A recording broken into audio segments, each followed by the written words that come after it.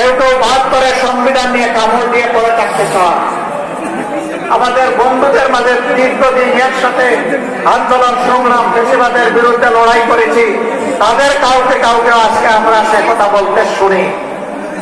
মনে রাখবেন, বাংলাদেশের প্রথম দুঃশাসনের পর জিয়াউর রহমান সাহেব ক্ষমতায় এসে ওই সংবিধানকে তিনি আমূল পরিবর্তন করে দিয়েছিলেন।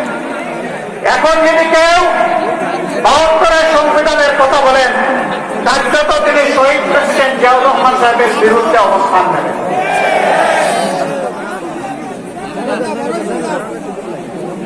৭২-এর সংবিধানের কথা আজ যিনি অত্যন্ত সংকটজনক অবস্থায় আছেন, জাতির এক শ্রদ্ধার কেন্দ্রবিন্দুতে যার অবস্থান, বেগম খালেদা জিয়াও কখনো ৭২-এর সংবিধানের পক্ষে কথা বলেননি।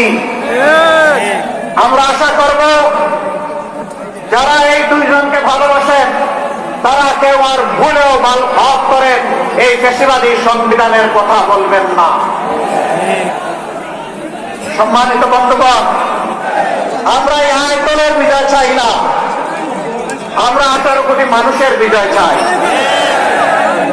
আমরা কোন দল বিশেষের বিজয় চাই না, আমরা মুসলিম জনগণের বিজয় চাই, আমরা আল্লাহর কোরআনের বিজয় চাই। সেই বিজয়ের মিছিলে আপনারা সবাই জান প্রাণ দিয়ে লড়াই করে যেতে রাজি আছেন?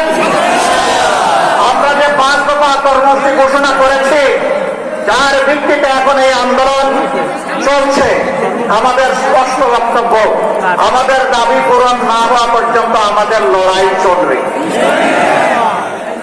আর আমরা জনগণের জন্য যা করতে চাই, দুর্নীতিমুক্ত সমাজ, ন্যায় বিচার সকলের জন্য, এবং তার পাশাপাশি অর্থনৈতিক ব্যবস্থাকে ঢেলে সাজানোর যে অঙ্গীকার আমরা ব্যক্ত করেছি, আবেদন নয়, স্বাধীন রাষ্ট্রের যে রাষ্ট্রনীতি আমরা ঘোষণা করেছি তা প্রতিষ্ঠিত না হওয়া পর্যন্ত আমাদের লড়াই অব্যাহত থাকবে।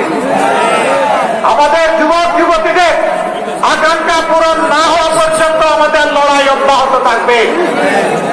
আমরা যুবক যুবতীদেরকে কথা দিচ্ছি, বাংলাদেশ তোমাদের হাতে তুলে দেওয়ার জন্যই আমরা এই আয়োজন করেছি। তোমরা তৈরি হও, বাংলাদেশ আমরা তোমাদের হাতে তুলে দিতে চাই। আমরা সাথে থেকে তোমাদেরকে দোয়া দেব, সহযোগিতা করব। সন্তানেরা দেশ চালাবে সুন্দরভাবে, এটি হবে আমাদের জন্য গর্বের কারণ।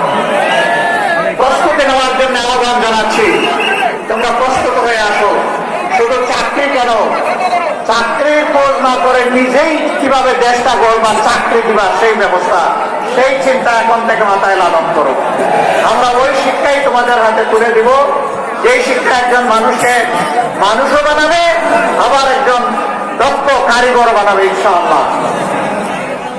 সেই বাংলাদেশ গড়ার চলমান এই আন্দোলনের সংগ্রামে বাংলাদেশের ১৮ কোটি মানুষকে শরীর আর উদাত্ত আহ্বান জানিয়ে আজকে যারা এই আয়োজন করেছেন তাদেরকে কেন্দ্রীয় সংগঠনের দায়িত্বশীল নেতৃবৃন্দের পক্ষ থেকে আন্তরিক কৃতজ্ঞতা এবং ধন্যবাদ জানিয়ে আমরা মহান আল্লাহ তাআলার সাহায্য কামনা করে আগামী দিনে একটা ফ্যাসিবাদ মুক্ত সমাজ দেখার আকাঙ্ক্ষা প্রত্যয় রেখে আমার কথা এখানেই শেষ করছি।